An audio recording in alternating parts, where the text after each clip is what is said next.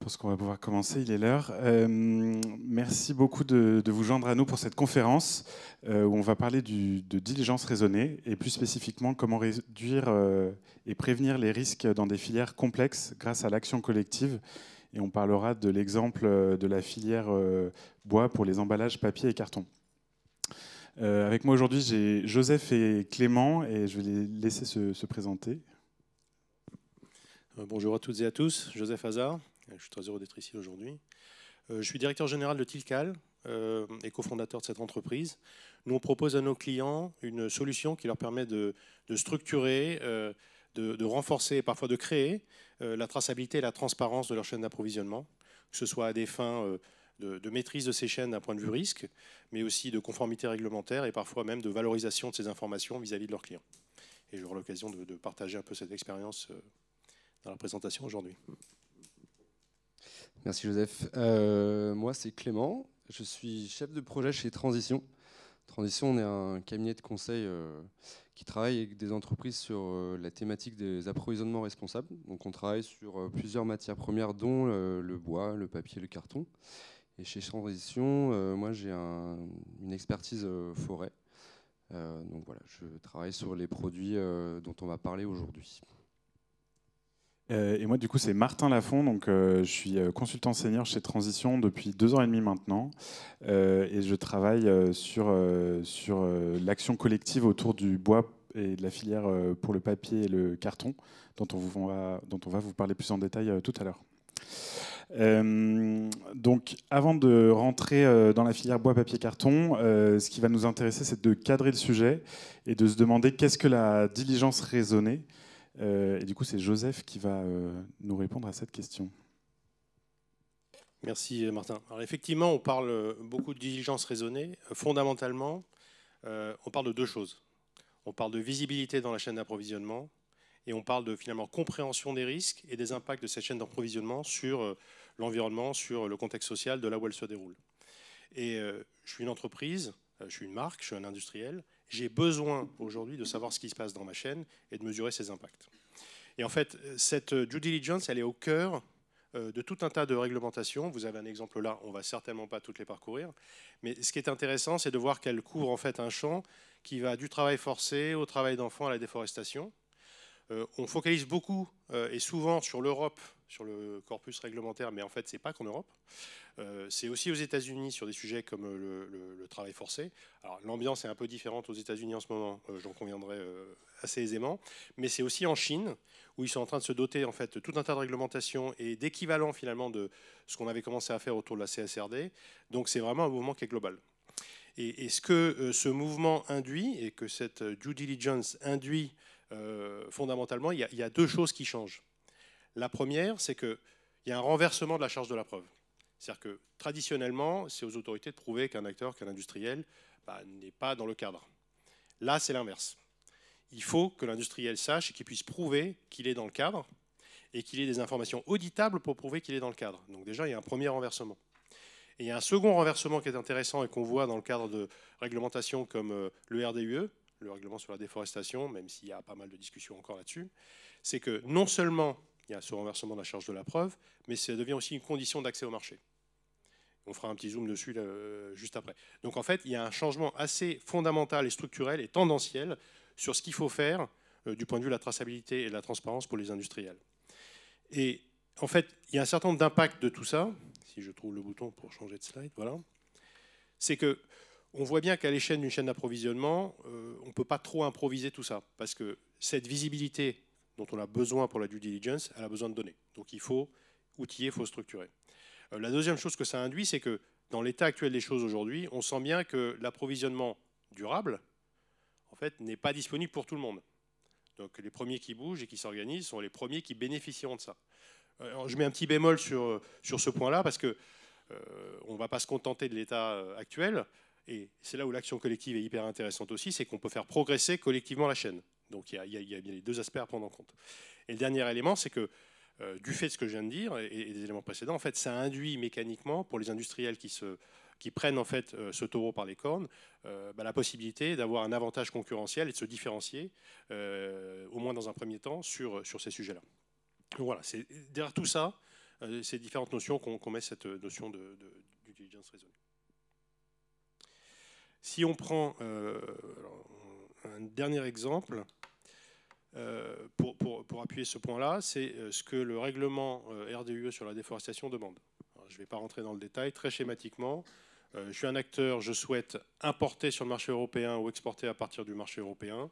J'ai besoin, sur un certain nombre de commodités, de savoir d'où elles viennent et d'avoir une traçabilité fine, puisque c'est une traçabilité au lot, jusqu'à la parcelle d'origine. Il y a tout un cas, je schématise un petit peu, il y a des cas différents en fonction des positions des acteurs, mais c'est ça que ça demande. Donc la traçabilité jusqu'à la parcelle d'origine, c'est la visibilité. Et ensuite, m'être assuré que cette parcelle ne contribue pas à la déforestation et respecte un certain nombre de points réglementaires qui sont listés dans la loi. Donc on est dans l'analyse de risque. Et sans ces deux points-là, on ne peut pas en fait soit importer en Europe, soit exporter à partir d'Europe. Et ça va même un cran plus loin, puisque pour pouvoir amener de la marchandise ou la sortir, il faut montrer patte blanche à un système européen qui, lui, sera un peu le garant du fait que ce travail a été fait. Pas du fait qu'il a été bien fait, mais qu'il a été fait. Donc on voit bien que ça se concrétise très fortement autour de ces différentes dimensions.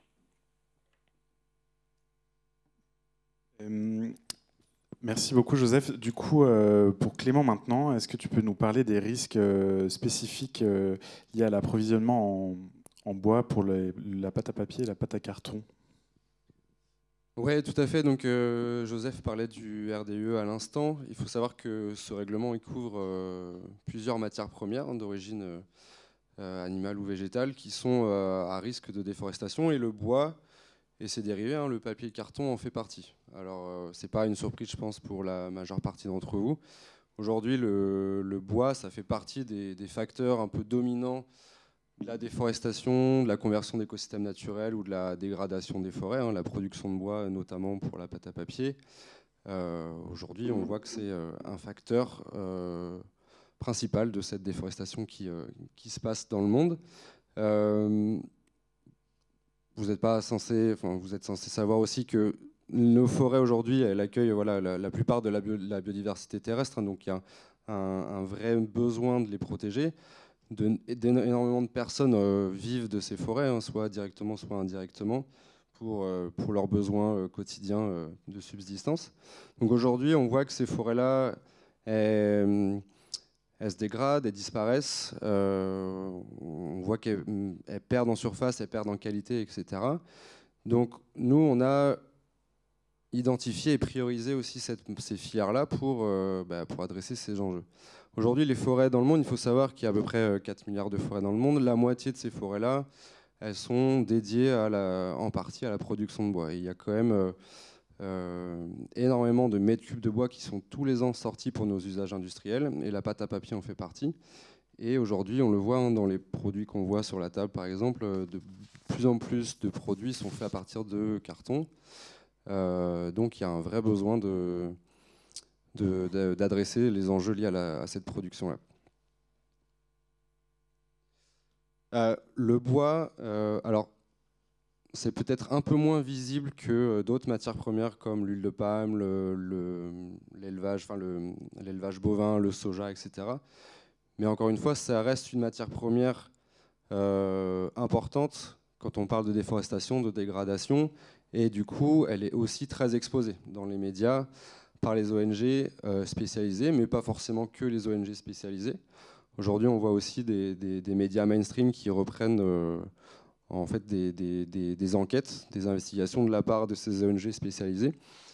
Et les problèmes liés à la production de bois, ils sont assez divers et différents en fonction des régions.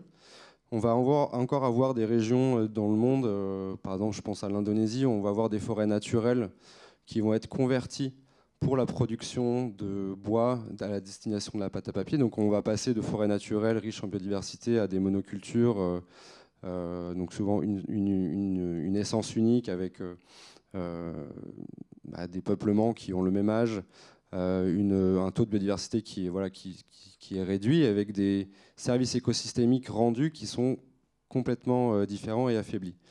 Mais on a aussi des problématiques plus proches de chez nous. En Europe, on a aussi des problèmes liés à l'exploitation de nos forêts. Il y a beaucoup d'endroits aujourd'hui où on a des vieilles forêts naturelles qui sont aussi converties en monoculture pour nos besoins industriels. On a des problèmes d'illégalité. En Europe de l'Est, par exemple, on a encore beaucoup de cas en Roumanie, en Ukraine, en Russie, où on voit énormément d'exploitation illégale de nos forêts. Donc tout ça, ça vient affaiblir ces écosystèmes-là. On a aussi des enjeux humains. On va dire exploiter les forêts, ça demande de la main-d'œuvre. Et on voit que dans certains pays, les conditions de cette main-d'œuvre-là sont assez dures. Et les droits sont souvent bafoués avec une forte problématique aussi, je pense à l'Amérique du Sud, où on a des conflits historiques entre des populations qui vivaient qui étaient dépendantes de forêts naturelles, qui ont été impactées par justement l'activité d'exploitation forestière. C'est le cas au Brésil, au Chili ou en Colombie. Donc voilà, c'était brièvement pour vous dresser un peu le panel des enjeux autour de ces filières et aussi pourquoi on adresse ce point. Ça, pour nous, ça reste une matière première prioritaire.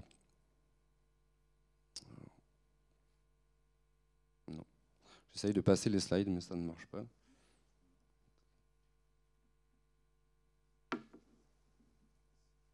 Et pour rester donc du coup sur les enjeux de la filière, pourquoi on parle de chaîne de valeur aussi complexe, c'est que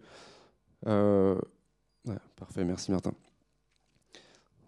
Sur la filière papier-carton, alors en fonction de la typologie des acteurs, on ne va pas avoir forcément des chaînes toujours très très complexes, mais quand même on a un nombre d'acteurs, une typologie d'acteurs assez diversifiée. Donc il faut savoir que la matière première, je pense que vous l'avez compris, c'est le bois. Ce bois-là, il vient de nos forêts. Il peut venir de forêts gérées pour justement uniquement la pâte à papier, de monoculture, mais il peut aussi venir de forêts naturelles. Donc c'est important de faire attention à aussi d'où vient le bois. Et après, ce bois-là, jusqu'aux entreprises utilisatrices de ce bois-là pour des emballages, par exemple, je pense à un emballage de parfum, par exemple. Et elle va suivre toute une filière, tout un nombre important de maillons. On va passer par la récolte du bois, puis ce bois-là va arriver aux usines de production de pâte à papier. Ou via une scierie si l'entreprise de la pâte à papier achète aussi des sous-produits de la première transformation du bois pour alimenter et créer cette pâte. Cette pâte va être transformée après en carton ou en papier. Ce papier-carton va être après façonné, on va venir imprimer une étiquette, etc. Il peut y avoir des distributeurs qui passent entre les maillons. Et enfin, il y a l'utilisation finale et on retrouve ces emballages dans les magasins. Donc, on a quand même un certain nombre d'acteurs importants qui interviennent sur ces chaînes-là. Et du coup, pourquoi est-ce que l'action collective est indispensable pour avoir un impact sur cette filière ? Alors, en effet, on voit qu'aujourd'hui, les entreprises pour lesquelles on travaille, elles ont un peu toutes les mêmes enjeux, les mêmes problèmes liés à cet approvisionnement en papier-carton. Aujourd'hui, elles s'approvisionnent toutes en carton, en papier. Elles ont toutes les mêmes usages, les emballages, les points de vente avec tout ce qui est flyers, tout ce qui est meubles, le papier d'impression pour les bureaux, etc. Donc il y a une grosse demande en papier-carton. Donc elles subissent tous les mêmes tensions quand il y a des tensions d'approvisionnement. On voit aussi qu'il y a un faible accès à l'information de traçabilité. C'est quand même un des enjeux principaux aujourd'hui, c'est de savoir le bois que j'utilise aujourd'hui, il vient d'où. Aujourd'hui, il y a très peu d'entreprises qui sont capables de donner dans le détail toutes les régions de provenance du bois. Donc là, il y a un fort enjeu d'améliorer cette traçabilité. Et ces entreprises-là, du coup, elles sont aussi toutes exposées aux enjeux que je vous ai présentés juste avant.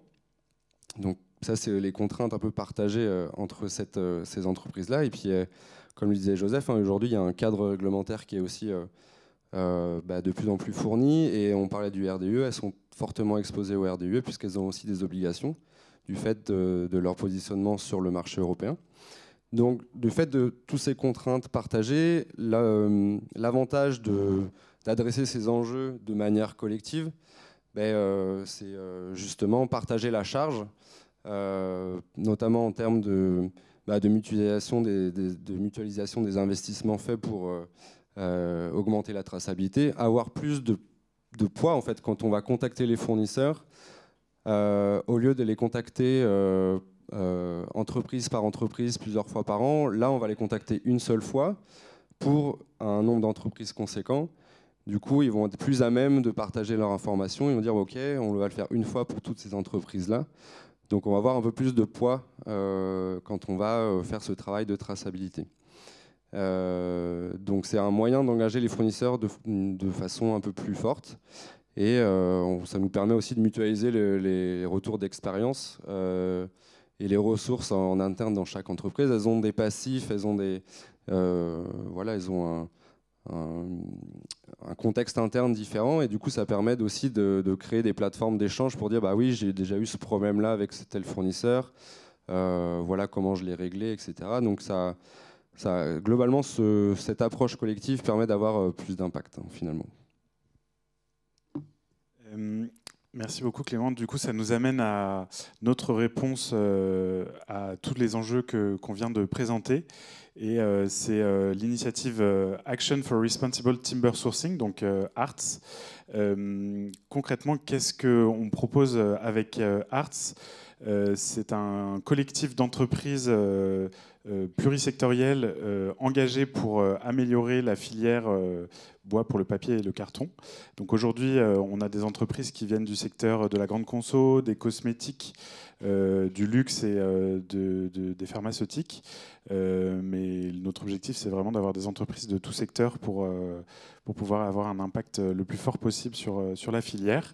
Et ces entreprises s'engagent à 3 objectifs de notre coalition.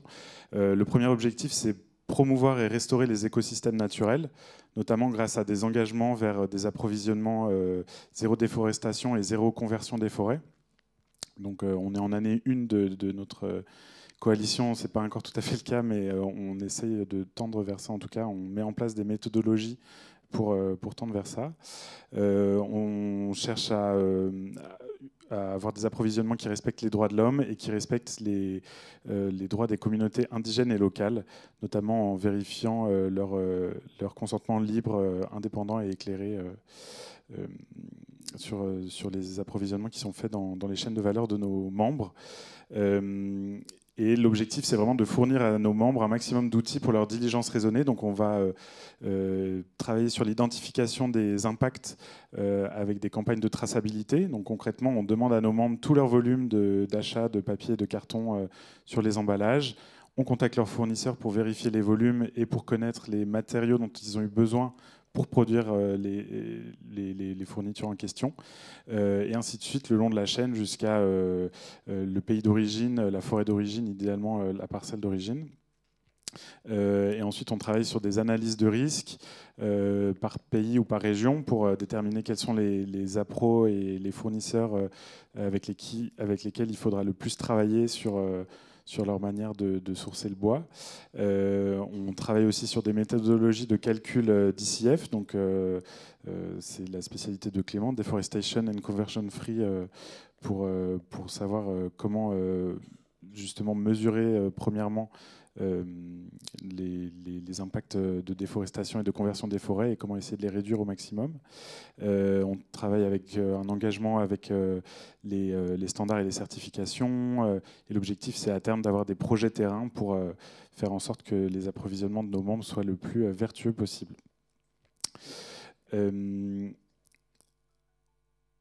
la dernière question que j'ai pour vous, Joseph et Clément, c'est en quoi l'outillage technique est indispensable à cette action ARTS qu'on vient de présenter. Ouais, merci Martin. Quand on voit en fait le travail de fourmi qu'il faut réaliser pour établir cette visibilité, quand on voit la complexité de la chaîne, l'action collective et puis la mise en commun des moyens prend tout son sens. Il faut absolument structurer cette mise en commun et ce travail et l'outiller, ça ne s'improvise pas. Ce n'est pas possible. On va mélanger de la donnée opérationnelle, de la donnée environnementale, de la donnée sociale, du calcul de risque. Tout ça doit être très structuré. Et c'est un travail qui se fait dans le temps. La première chose, il doit être structuré parce qu'il faut structurer les relations avec les différents acteurs et les fournisseurs de la chaîne. Donc ça, il faut rendre ce processus le plus indolore possible. Et encore une fois, c'est un travail dans le temps et comprendre les freins et les débloquer au fur et à mesure. Et en sous-jacent de ça, il ne faut pas oublier que, notamment les réglementations, demandent l'auditabilité de ces informations. Savoir à un moment donné, quand on a fait une analyse de risque, sur quoi on s'est appuyé et d'où vient l'information. Donc ces moyens et cette organisation de la relation fournisseur, elle est fondamentale de ce point de vue-là. La deuxième chose, c'est qu'on partage en fait de l'information qui est de l'information industrielle, je dirais, très critique. Donc il y a un sujet de confidentialité. Et ce sujet de confidentialité, il est présent quand je suis un industriel tout seul. Dans le cas d'un service partagé d'un consortium, il est encore plus prégnant. Donc il faut être capable de collecter de l'information qui va servir à tout le monde, mais que chacun garde la vision en fait, de la chaîne et des résultats de cette analyse qui le concernent lui. Donc ça, c'est extrêmement important d'avoir ça en tête dès le début et de le mettre en place. Le troisième élément que je voudrais souligner sur l'outillage, c'est qu'il ne faut pas que ce soit un outil de plus que les fournisseurs, les différents acteurs de la chaîne doivent se coltiner, si vous me passez l'expression. Donc s'il y a des endroits de la chaîne où le travail est déjà fait avec d'autres outils, il faut absolument mettre en place de l'interopérabilité. C'est des choses qui prennent un peu de temps, il y a des normes qui se mettent en place, mais il faut absolument s'appuyer dessus. La visibilité, c'est un travail collectif des acteurs, et cette visibilité et ce travail collectif doit se décliner au niveau des outils. Donc c'est le travail des solutions de faire en sorte qu'elles puissent interopérer. Ça, c'est clé. Et dernier élément, peut-être, en synthèse de ça, c'est que quand je suis un membre d'Arts et que j'ai fait ce travail, que j'ai accès à ce travail, ben, quelque part, cette visibilité qui a été créée pour moi, ben, c'est ma fondation que je peux récupérer pour l'utiliser avec d'autres informations, d'autres cas d'usage, que ce soit réglementaire ou pas, pour travailler ce sujet de la visibilité et de la transparence de manière plus large et au-delà des sujets de déforestation. Donc le travail est commun d'un cas d'usage à l'autre. Donc c'est ça, il faut vraiment garder ça en tête. C'est très important parce que souvent, les industriels ont tendance à segmenter un peu les sujets et finalement à les traiter un peu en parallèle. Et on voit que 80%, 90% des données, en fait, c'est les mêmes. Voilà. Donc c'est important d'avoir un outil derrière tout ça. Oui, puis si je peux compléter, en fait, l'enjeu aussi de s'outiller techniquement et d'obtenir en fait ces données de traçabilité, nous, après, dans tout ce qu'on va développer au sein de la coalition, c'est un peu l'élément central, hein, la traçabilité, connaître l'origine de son bois. Nous, après, sans cette information-là, on ne va pas pouvoir faire une analyse de risque fine. On ne va pas pouvoir mettre en place des méthodologies d'analyse de la déforestation avec des outils satellitaires adaptés, etc. On ne va pas pouvoir capter la part des volumes qui sont issus de forêts certifiées. Donc tout ça va aussi impacter après le calcul qu'on fait en disant bah, pour une entreprise, pour vos approvisionnements de l'année dernière, on a été en capacité de vous dire qu'il y a tant de pourcents qu'on peut considérer comme exempt de déforestation ou de conversion d'écosystèmes naturels. Donc ça, c'est vraiment le socle de base pour toutes les activités après qu'on met en place. J'ai dit que c'était ma dernière question, mais en fait, j'en ai une autre. Pour toi, Clément, on a parlé du RDE plus tôt et on sait qu'il y a pas mal de choses qui se passent au niveau européen. Est-ce que tu peux juste nous faire un update sur quel est le statut à date sur le RDE et peut-être comment est-ce que Arts s'articule avec le RDE? Ouais, vaste sujet qui est le RDE. Bon, je ne sais pas si tout le monde est familier avec cette réglementation, mais aujourd'hui, on a un règlement qui est censé rentrer en application à la fin de l'année. Donc ça, c'est la théorie. Ce règlement, cette entrée en application a déjà été reportée d'un an. En fait, il devait déjà être rentré en application à la fin de l'année 2024. Et aujourd'hui, on a une proposition de la Commission européenne de le décaler encore d'un an. Donc on est un peu dans l'expectative aussi vis-à-vis de nos clients parce que on ne sait pas ce que ça va donner. Il n'y a rien d'officiel encore. Hein. Il y a tout un une procédure législative qui doit encore avoir lieu. Mais bon, il y a une bonne probabilité que ce règlement soit décalé encore d'1 an. Nous, le message qu'on a auprès de nos entreprises, c'est que ça ne change pas grand-chose, hein. Il faut être prêt de toute façon vis-à-vis de cette réglementation. Et Arts est là aussi pour les aider à obtenir les données dont elles ont besoin pour être en conformité avec cette réglementation, hein. On parlait des exigences de collecte d'informations sur les fournisseurs, sur les origines du bois, donc les parcelles, etc. L'analyse de risque, l'atténuation du risque, avant de mettre sur le marché ces biens-là. Nous, c'est globalement tout ce qu'on offre aujourd'hui, c'est toutes ces pratiques de diligence raisonnée. Donc la collecte d'informations, l'analyse de risque, l'atténuation du risque. Merci beaucoup. Du coup, avant de laisser la place aux questions, là, ce que vous voyez affiché, c'est l'ensemble des activités qu'on propose pour cette année à nos membres. Donc, la traçabilité des méthodes d'analyse de risque, de calcul Deforestation and Conversion Free, un décryptage des réglementations liées aux appros en bois et de la collaboration avec les standards et certifications. Notre objectif, c'est d'aller plus loin, de d'étendre nos activités avec d'autres outils qui permettent à nos membres d'avoir des systèmes de diligence raisonnée robustes. L'idéal, ce serait d'aller vers des mécanismes de gestion des attaques, du suivi satellitaire, de l'engagement et de l'évaluation fournisseur. Notre objectif, notre modèle, c'est une autre coalition sur laquelle on travaille qui s'appelle ASD, Action for Sustainable Derivatives. C'est une coalition sur les dérivés d'huile de palme qui a été lancée par Transition et BSR, notre partenaire, il y a 5 ou 6 ans maintenant. Et c'est une coalition sur laquelle on a énormément d'activités et d'outils de diligence raisonnée qui servent nos 39 membres, voire peut-être plus, c'est peut-être 40 maintenant, au-delà. C'est des membres qui se réunissent presque chaque mois pour travailler ensemble sur l'amélioration des pratiques sur la chaîne de dérivés d'huile de palme. On travaille aussi sur d'autres commodités comme le coco, le soja.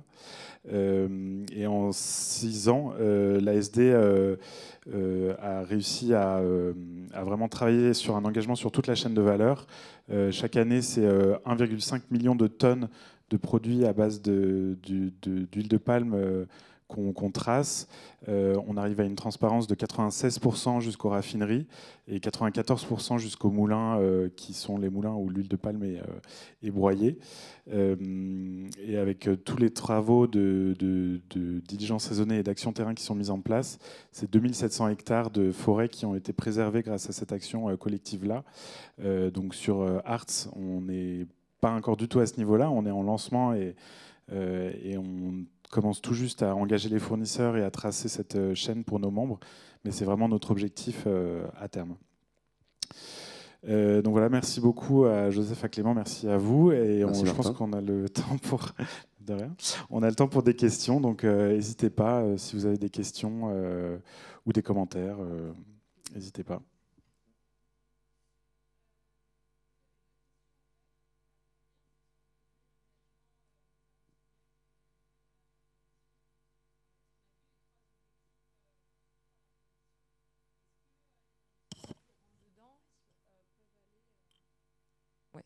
Peut-être mieux. Est-ce que les industriels qui rentrent dans cette coalition s'engagent, par exemple, s'ils se rendent compte qu'un fournisseur commet de graves infractions en matière de droits de l'homme, à collectivement rompre la relation d'affaires? Donc ça, ma question, c'était est-ce que ça va jusqu'à là? Et la deuxième question, c'est parce que je voyais vos enjeux, les opportunités pour les industriels. Donc je me suis dit, en fait, ça peut s'appliquer à toutes les filières. Donc je voulais connaître un peu quelles étaient un peu les réticences qui avaient pu être verbalisées de la part des industriels que vous aviez rencontrés. Enfin, pourquoi ce mouvement ne prend pas plus d'ampleur que ça? Quels sont les freins? Je peux éventuellement répondre à la première. Sur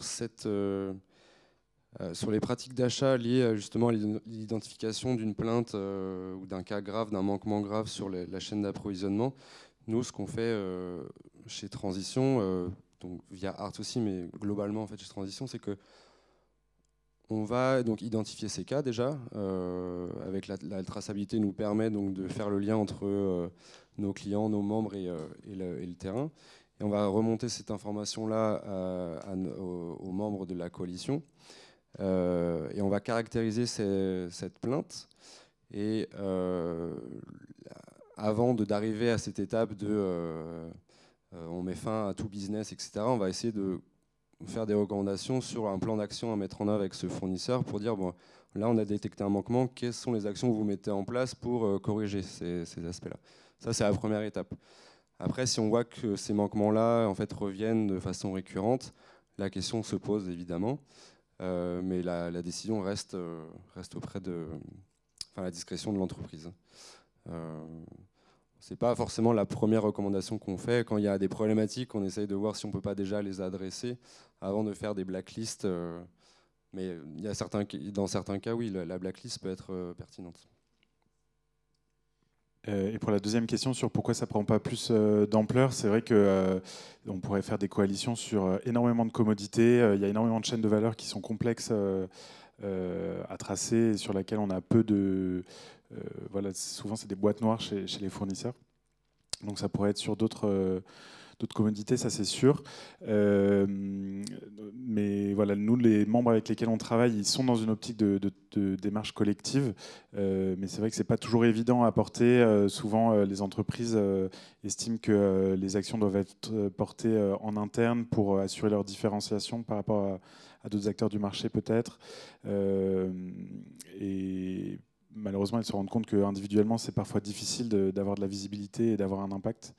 Donc je pense que c'est vraiment lié à ça, peut-être au secret des affaires et à la volonté de se différencier qui fait que les actions collectives peuvent parfois mettre du temps à germer, mais on se rend compte que dès qu'il y a une volonté d'avoir de l'impact, les gens se mettent vraiment dans une autre approche. Et on sait que voilà, nous, sur les dérivés d'huile de palme, ça fonctionne vraiment très bien depuis 6 ans. Sur le bois, c'est en train d'être lancé, donc on va voir ce qui se passe dans quelques années. On veut que ça prenne de l'ampleur. Il y a d'autres commodités sur lesquelles on pourrait lancer ça aussi. On y va étape par étape, on va dire. Et puis il y a d'autres secteurs couverts déjà par des initiatives collectives, pas forcément via nous, hein, mais d'autres acteurs où ça marche très bien. Donc aujourd'hui, il y a globalement des initiatives sur un peu toutes les chaînes. Elles ne sont pas forcément tout le temps au même niveau de maturité. Mais on voit que c'est une approche qui est développée un peu partout. Et tu parlais de boîte noire, justement, ça me refait penser à un point aussi de pourquoi les entreprises font appel à nous pour engager une action collective. D'un point de vue de la traçabilité, on parlait de la difficulté d'avoir de l'information auprès des fournisseurs, ces problèmes de confidentialité-là. Quand ces entreprises font appel à un tiers de confiance comme nous, on va vraiment servir justement de boîte noire. C'est-à-dire qu'on va donner aux membres des résultats uniquement consolidés. On ne va pas leur donner le détail de toute leur chaîne d'approvisionnement pour des raisons de confidentialité, mais au moins ils ont l'information consolidée sur leur zone d'approvisionnement.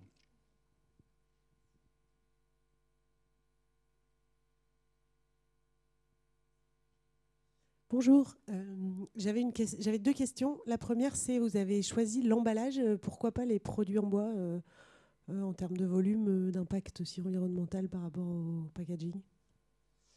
Je dis si tu veux. C'est une très bonne question. Au lancement de la coalition, on ne s'est pas fermé du tout à une typologie de produits. Hein. Justement, on voulait couvrir une bonne partie des produits bois. On pensait à l'ameublement, la construction notamment. Il s'avère que les produits les plus communément utilisés par les entreprises de tout secteur confondu, c'est l'emballage. C'est souvent ces produits-là qu'elles adressent en priorité. Et du coup, on a décidé de lancer quelque chose là-dessus. Mais pour les années suivantes, on aimerait ouvrir à d'autres filières, plus orientées bois d'œuvre justement. Et on aimerait créer, en fait, dans l'idéal, des groupes de travail au sein de la coalition en fonction de la typologie des produits bois couverts. Mais c'était pas forcément en termes d'impact, c'était en termes de besoins des entreprises aussi qui qui travaillaient déjà avec nous. Mais oui, on a eu des échanges avec des entreprises de la construction, de l'ameublement, etc. Je me permets un commentaire et lier cette question à la précédente. En fait, mon expérience sur ces sujets, le plus dur, c'est de démarrer. Il faut démarrer quelque chose. Et après, il faut étendre. Il faut quelque chose qui marche à la base. Donc, il y a des choix qui sont faits et qui permettent ensuite de bâtir une fondation sur laquelle on peut s'appuyer pour avancer. C'est vrai qu'on peut se dire, on va partir avec l'ensemble des sujets bois, l'ensemble des produits bois, l'ensemble des acteurs. Et en fait, ça fait des consortiums, encore une fois, c'est mon avis personnel, qui ne fonctionnent pas. On voit des consortiums où en fait personne ne se met d'accord parce que c'est trop gros et c'est pas pragmatique. On voit des consortiums où les gens viennent parce qu'en fait ils veulent s'assurer que ça n'avance pas. Encore une fois, ça n'engage que moi. Et il y a des consortiums, et je le dis de manière la plus objective possible, comme ASD et comme Arts, où en fait il y a une vraie animation des acteurs qui sont dans ces consortiums-là. Il y a un vrai travail opérationnel qui est reconnu. Et en fait, c'est des fers de lance, je pense, vraiment clés pour démarrer en fait, les jeux de traçabilité sur ces filières. Il faut démarrer comme ça. Démarrer de manière très englobante, ça ne marche pas. Le sujet est trop compliqué en fait. Et du coup, j'avais une deuxième question, si je peux. Vous avez un peu évoqué les certificats des forêts gérées durablement, etc. Qu'est-ce qui différencie je ne sais pas exactement pareil que la traçabilité, mais il y a quand même un fort lien. Qu'est-ce qui fait qu'il y a pas mal d'entreprises qui sont engagées pour n'avoir que des produits ou des emballages certifiés. Qu'est-ce qui différencie les deux? Pourquoi c'est pas fait dans ce cadre-là? Voilà, c'était plus comment on raccroche les deux. Alors, c'est vrai que aujourd'hui, les entreprises, quand elles prennent des engagements sur la traçabilité, ça c'est le premier point. Et sur le bois, le principal, on va dire, outil pour atténuer les risques des chaînes d'approvisionnement, c'est la certification. Donc beaucoup d'entreprises en effet s'engagent à acheter que du FSC ou du PEFC en fonction des incointances de chacun. Mais nous, on vient compléter cette approche 100% certification, puisqu'on le voit, c'est vrai que j'ai oublié de le mentionner au début, mais on a quand même une exposition de la certification aujourd'hui où tous les problèmes justement liés à la mise en œuvre de cette certification, aux problèmes de corruption liés aux audits, etc. On voit qu'il y a cette certification n'assure pas forcément tout le temps le 100% zéro déforestation. Du coup, les entreprises sont obligées de mettre en parallèle des outils de diligence raisonnée qui viennent compléter cette approche 100% certifiée. Aujourd'hui, la certification, ça n'assure pas la traçabilité. Donc, c'est pas parce que tu es certifié FSC que tu sais d'où vient ton bois. Donc, ils sont obligés de faire les deux en parallèle. Donc, nous, c'est ce qu'on propose aussi. Et ce qu'on va aussi proposer, c'est ces standards de certification. Ils ont des instances où régulièrement, ils remettent en discussion leurs principes et critères. Donc, nous, on va aussi essayer d'intervenir au sein de ces instances-là pour peser et dire on a des clients qui veulent que vos standards s'améliorent parce qu'on peut toujours améliorer ces standards de certification de gestion forestière. On aimerait que vos process soient un peu plus carrés et qu'on vous arrêtiez d'être exposé dans les médias parce qu'il y a des manquements dans pas mal de pays quand on regarde un peu ce qui se fait au niveau des audits, etc. Donc c'est des approches traçabilité, certification qui sont en fait au sein d'une pratique globale de diligence raisonnée et que nous on intègre ensemble.